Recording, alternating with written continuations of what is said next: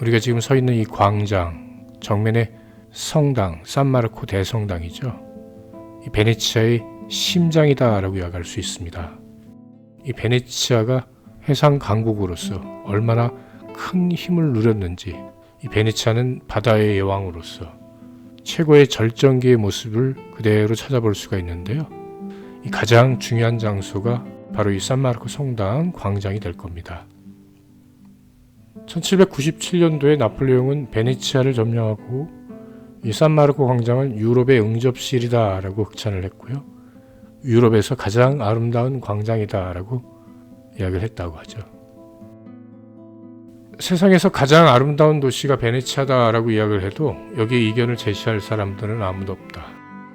또 이 자동차가 없어서 모든 교통수단이 배로만 이루어졌기 때문에 가장 조용한 도시도 바로 이 베네치아다.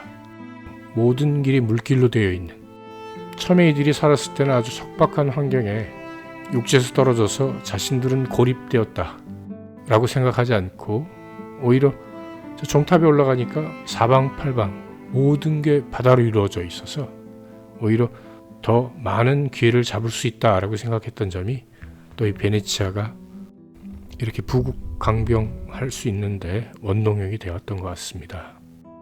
왼쪽 편으로 건물 위에 보이는 무오인의 시계탑이다라고 불리우는데 아라비아인들이 쓰는 글자를 눈여겨보고 그들의 글자를 받아들여 이 베네치아 공화국의 상징이자 이 정치적인 장소인 산마르코 광장 한복판에 아라비아 숫자를 새겨 놓았는데요. 이 몇백 년이 나이가 먹은 이 시계는 아직도 매 시간마다 종을 치며 5분마다 저 숫자가 변하는 관광객들이 아주 볼거리 중에 또 하나입니다. 이 왼쪽 편에는 당시에 쓰던 로마 글자를, 오른쪽 편에는 아라비아 숫자를, 이 베네치아 상인들은 멀리 아라비아까지 가서 이 무역을 하였다. 그들이 글자를 받아들여 이 베네치아 공화국의 상징인 정치적인 장소인 이 산마르코 광장 한복판에 아라비아 숫자를 새겨 놓은 것이죠.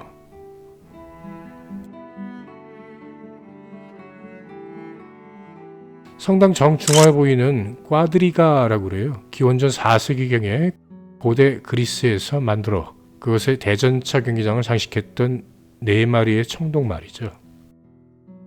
1797년도에 나폴레옹이 이 베네치아 공항을 점령했을 때 뺏어다가 훔쳐다가 나폴레옹 개선문이 있는데요. 그 위에 세웠었던 말입니다. 그 나폴레옹을 징벌한 영국의 도움으로 다시 베네치아로 돌아올 수 있었고요. 유명하지도 않는 수호성인을 갖고 있던 베네치아는 알렉산드리아라고 하는 지역에서 마가의 마르코의 유고를 가져다가 여러 가지 이야기가 있는데요. 훔쳐왔다라는 이야기도 있고요. 알렉산드리아 한 수도원에 있던 유해를, 여기에 수도사는 언젠간 이슬람교도들에게 빼앗길 것으로 생각해서 어느 정도의 돈을 받고 이 베네치아인들에게 넘겼다. 그것이 오히려 안전하게 지킬 수 있는 방법이라고 생각하고, 어떤 게 맞는지는 모르겠지만 어쨌든 2명의 베네치아인들은 이 돼지고기로 이 성인의 유해를 싸서 무사히 베네치아로 가져왔다. 가지고 타는 이 배에 가지고 타는 물건이 뭐요? 가방 좀 열어보소. 깐칠입니다. 이슬람 언어로 깐칠이라고 하는 말은 이슬람교도들이 아주 질색하는 돼지고기죠. 어이, 돼지고기 먹는 베네치아인들 빨리 가지고 타라고. 이렇게 해서 돼지고기로 이 성인의 유해를 촘촘히 싸서 무사히 베네치아로 가져왔던 이 상인들은 또 베네치아 영웅 대접을 받게 되었죠. 828년도의 이야기인데요. 지금의 성당은 아니고요. 목조로 만든 성당이 900년경에 완공이 된 성당이 이 화재로 다 불타버렸습니다. 11세기에 다시 지어지는데 계속 이 성당은 12세기, 13세기 또 이 베네치아가 아주 부국강병하면서 자신들의 수호성인의 유해를 모시는 산마르코 성당을 계속 업그레이드했죠. 콘스탄티노플을 1204년도에 투자군들이 그 힘을 빌려 점령을 하고 거기에 수많은 약탈품들을 가져다가 화려하게, 거대하게. 또 베네치아의 거상들은 세계 곳곳을 장사를 다니면서 거기에 아주 진귀한 보물들을 비싼 값에 사다가 이 성당을 장식하는데 크게 한 몫을 했던 거고요. 이 번쩍번쩍한 이 황금의 모자이크, 와 하고 감탄사가 나올 정도인데요. 아주 귀하디 귀한 대리석으로 이 모자이크, 성서의 내용을 담겠죠. 이 마르코의 유해를 모신다라고 해서 바실리카 디 산 마르코라는 이름을 갖고 있습니다.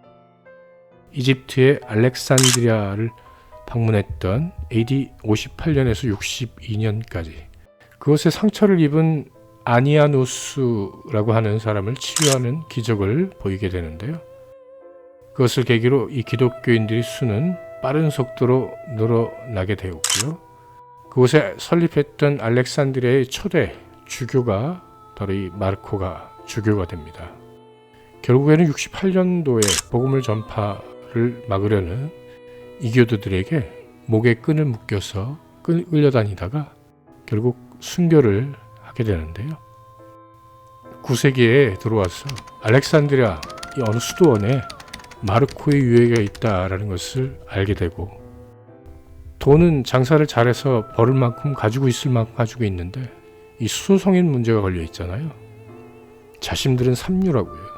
그래서 인류 수소성인을 갖기 위해서 이 알렉산드리아 수도원에 가서 마르코의 유고를 가져오게 되죠.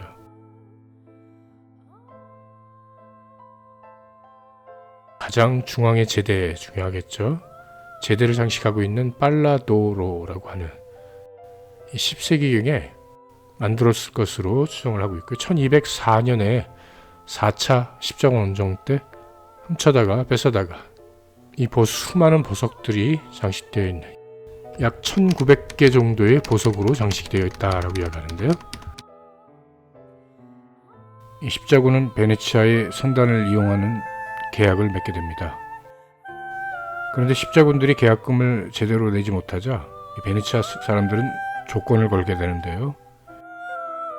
헝가리의 지배하에 있는 이 아드리아의 항구 자하라를 되찾아야 하니 예루살렘으로 가는 길에 이 도시를 탈환하는데 이 십자군들이 지원을 해달라는 것이었습니다. 마침 그때 콘스탄티노플에서 쫓겨난 비잔틴 제국의 황태자 알레시우스는 이 자기를 도와 황제 자리에 앉게 해달라고 엄청난 보상을 하겠다며 이 베네치아에게 동지 중에 무역 독점권을 주겠다고 제의해 옵니다. 이 십자군은 원래 취지와는 달리 그리스도 교인들이 살고 있는 콘스탄티노플을 함락하고 이 알레시우스는 황제 자리에 오르게 되었죠. 그런데 언제 그런 약속을 했냐는 듯 딴청을 피우기 시작하니까 베네치아와 십자군은 다시 콘스탄티노플을 공격하게 되는데요. 약탈하고 이 네 마리 청동말은 바로 그때 가져온 것이고요. 한편 알레시우스는 다시 쫓겨나 비잔틴 제국에는 프랑스 십자군 사령관을 황제로 라틴 제국이 세워져 55년 동안 지속되게 됩니다. 이슬람교들이 그 성지순례 오는 기독교인들 방해를 놓자 아예 이참에 뺏어버리자라고 시작됐던 십자군 원정, 예루살렘을 탈환하기 위한 그런 목적에서 시작됐던 십자군들이 같은 기독교 국가인 콘스탄티노플을 공략했다. 베네치아 사람들은 콘스탄티노플을 점령하면서 실크로드를 열어서 세계로 더 뻗어나갈 수 있는 길을 확보했던 거고요. 크레타 섬을 비롯해 동지중해에 연한 여러 지역의 거점을 확보하고 상권을 완전한 독점을 하게 되죠. 그 황금시대 때의 모습을 이 성당에서, 광장에서 지금도 찾아볼 수가 있네요. 그 신비로움에 있어서는 아주 굉장히 동양적이고요. 웅장함과 이 거대함에 있어서는 아주 서구적인, 이 동방과 서방이 만나서 만들어낸 건축 양식이 바로 또 비잔틴 양식이다라고도 이야기를 하는데요. 산마르코 대성당은 이 수많은 첨탑과 이 5개의 돔으로 길쭉한 십자형이 아니고 이 그리스형 십자가 형태를 가지고 있고요. 이탈리아의 아주 가장 값진 보물을 갖고 있는 그 성당이 아닌가라는 생각이 듭니다. 황금 보기를 돌같이 할라라는 말이 있는데 저는 안 될 것 같습니다. 오히려 알라딘의 요술 램프가 있다면 그 힘센 요정 불러내서 반짝 들어다가 저희 집에 가져가고 싶으네요. 이 잠기는 베네치아, 이 모세의 프로젝트, 이 세계의 온난화 현상이 가장 큰 문제다라고 이야기를 하는데요. 잠기는 횟수도 많아졌고요. 이 성당도 2019년도에 큰 피해를 받았었습니다. 저도 관심이 많은 부분이니까 공부도 많이 하고 정리 잘 해서 바로 올려놓겠습니다. 연말연시 가족들과 행복하게 즐겁게 또 의미 있게 잘 보내시길 바라겠습니다. 영상 봐주셔서 감사합니다.